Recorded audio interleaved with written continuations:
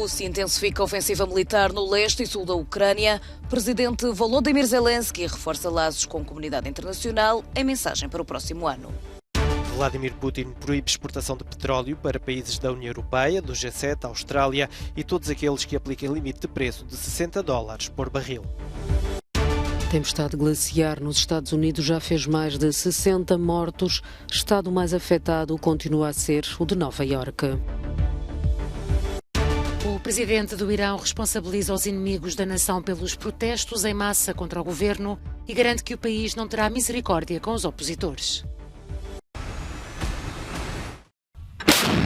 Ainda longe de um fim diplomático à vista, o leste e o sul da Ucrânia voltaram a estar na mira do fogo russo. A ofensiva de Moscovo, esta terça-feira, chegou horas depois de o Kremlin ter reforçado as exigências impostas a Kiev para colocar um termo à guerra.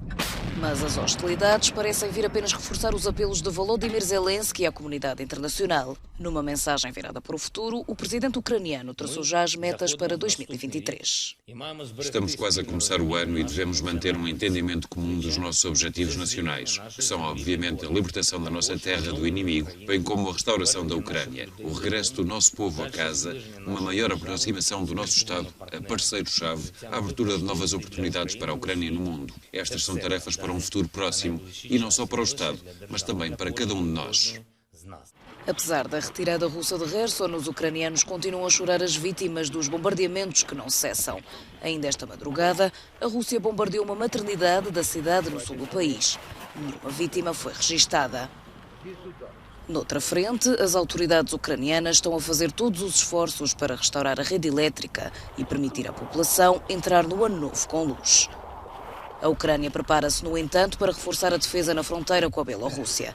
A medida surge em resposta à parceria reforçada entre Vladimir Putin e Alexander Lukashenko na reunião das nações ex-soviéticas esta terça-feira em São Petersburgo.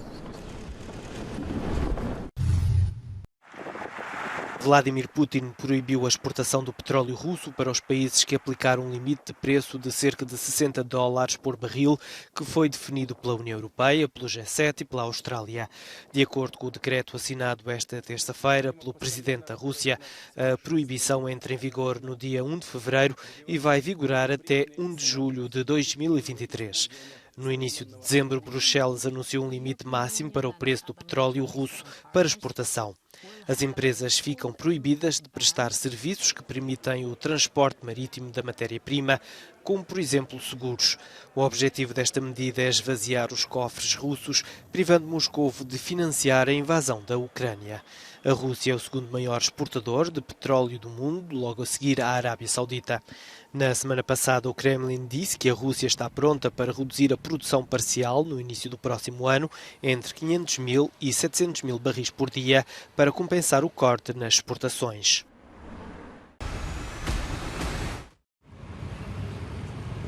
A situação nos Estados Unidos agrava-se. O número de mortes continua a aumentar, supera já as 60. A polícia, incluindo a militar, foi enviada terça-feira para os pontos de entrada de Buffalo para impedir a circulação automóvel na segunda cidade mais populosa do estado de Nova Iorque. Esta é já considerada a tempestade mais mortífera na região oeste do referido estado em pelo menos 2 gerações. As autoridades locais diziam que há demasiadas pessoas a ignorar a proibição. O autarca do condado de Erie implorava as pessoas para ficarem em casa, explicava que há estradas bloqueadas às quais ninguém tem acesso e que não vale a pena tentar-se aceder a esses locais. As ligações aéreas foram canceladas. O aeroporto de Buffalo estará fechado até quarta-feira de manhã. Esta terça-feira, milhares de voos domésticos e internacionais foram anulados em várias regiões do país. Ainda na segunda-feira, e após o apelo feito pela governadora do estado de Nova Iorque, o presidente Joe Biden decretou estado de emergência e ofereceu ajuda da sua administração. Outra questão que se coloca agora é o facto de se prever que o tempo comece a aquecer no próximo fim de semana, o que pode levar a inundações.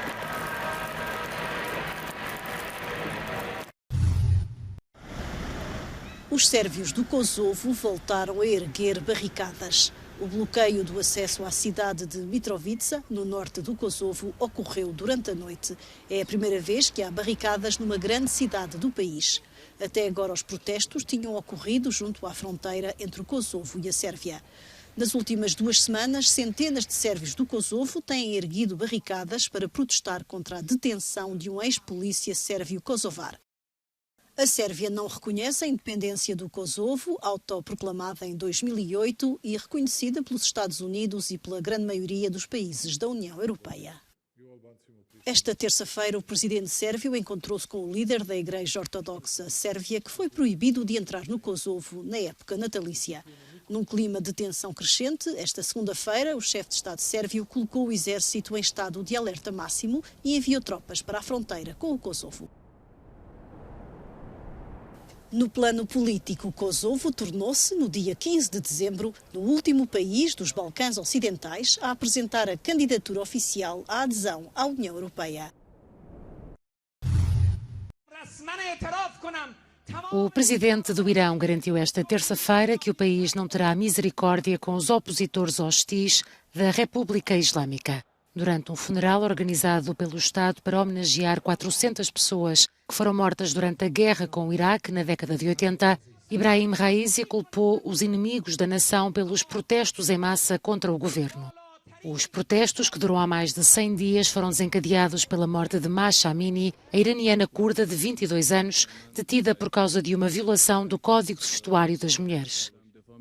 Na segunda-feira, o antigo jogador de futebol, Ali Daei, que apoiou os protestos depois da morte de Amini, acusou as autoridades iranianas de desviar um voo para impedir que a sua filha e mulher viajassem para o Dubai. Os meios de comunicação oficiais iranianos confirmaram que a família Daei foi proibida de deixar o Irão por causa da associação com grupos antigovernamentais. Até agora, Teherão executou 2 pessoas por causa das manifestações.